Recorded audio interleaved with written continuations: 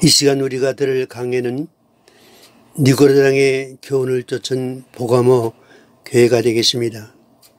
오늘 등장하는 보가모라는 도시는 소아시아 지역에서도 로마 황제를 신으로 섬기고 예비하는 중심지였습니다.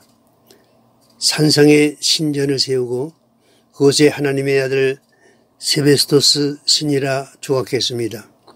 또한 보가모는 마술의 본거장이요 크레피우스라는 뱀의 전각도 있었습니다.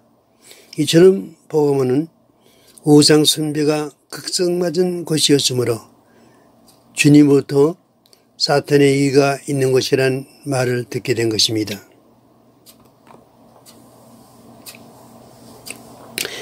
주님은 보가모 교회에 좌우에 낯선 검을 가지신 이로 나타나셨습니다.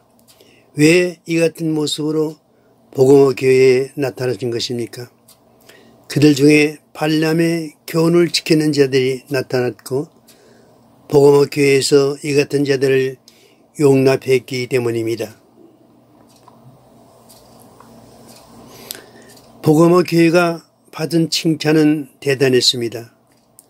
순교의 자리에서도 믿음을 저버리지 아니한 사실에 대하여 칭찬을 받은 것입니다.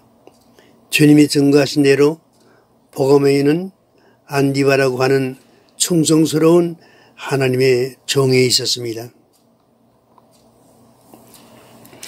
내려오는 전설에 의하면 이 안디바는 보가모 교회 성도들이 보는 앞에서 기름이 끓는 가마에 집어넣고 죽이는 과정에서 보가모 교회 성도들로 하여금 그들이 가지고 있는 그리스도에 대한 믿음을 저버리도록 강요했지만 보가모 교회 성도들은 안디바와 함께 죽을지언정 그리스도의 이름을 결코 배반치 아니했다고 했습니다. 보가모 교회 성도들이 이 같은 핍박 중에서 끝까지 승리한 비결은 네가 내 이름을 굳게 잡았다는 데 있었습니다. 그리스도인은 그리스도의 이름을 붙잡아야 합니다. 시험의 때에도 그 이름을 굳게 잡아야 승리합니다. 환난의 날에도 재앙의 날에도 승리의 비결은 오직 그리스도의 이름을 붙잡는 일입니다.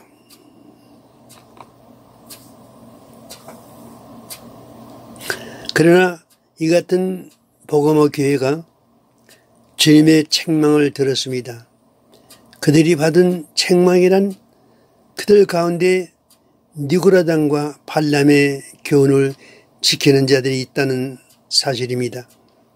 여기서 특별히 발람의 교훈과 니고라당의 교훈을 동일시한 점에 유의해야 합니다. 발람의 교훈은 구약적인 면에서, 니고라당의 교훈은 신약적인 면에서 나타내신 말씀인데 결과적으로는 동일한 뜻을 가지고 있는 악한 누룩입니다. 발람은 하나님이 자신의 의도를 용납하지 않자 결국 이스라엘을 타락시키는 음란한 방법을 발락에게 가르쳐 주었고 이스라엘은 그 함정에 빠져 우상의 제물을 먹게 되었으며 이스라엘로 음행하는 죄를 범하게 만들었던 것입니다. 이처럼 사탄의 간교한 미끼로 하나님의 백성을 타락시킨 발람의 경우를 발람의 교훈이라고 말씀하고 있습니다.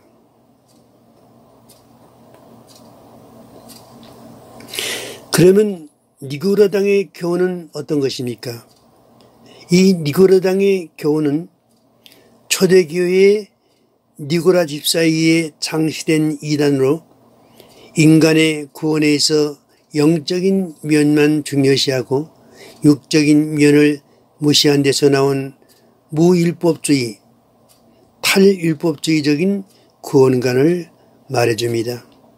니고라는 인간의 구원은 영적이기 때문에 육체의 죄와는 아무런 상관이 없다고 주장한 것으로 알려지고 있습니다. 그래서 복음화 교회 성도들은 우상의 제물을 먹고 음행을 해도 그것이 자신들의 구원과 상관이 없는 것으로 교육을 받게 되어 발람처럼 많은 하나님의 백성들을 타락시켰습니다. 복음화 교회에 들어온 이 같은 발람의 교훈은 결과적으로 복음화 교회 성도들의 생활을 세속화시켰습니다. 주님은 복음화 교회를 사랑하십니다.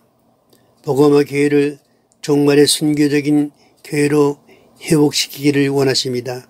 그래서 주님은 그들을 향하여 그러므로 회개하라. 그리하지 않으면 내가 속히 임하여 내 입의 검으로 그들과 싸우리라고 말씀하셨습니다. 회개하라고 하셨습니다. 그들은 발람의 교훈과 니고라당의 교훈을 따른 데서 얻어진 악의 열매에 대하여 철저히 회개해야 했습니다. 회개치 않으면 내 입의 검으로 싸우리라고 하셨습니다. 내 입의 검이란 재림하시는 주님의 심판의 검을 말합니다.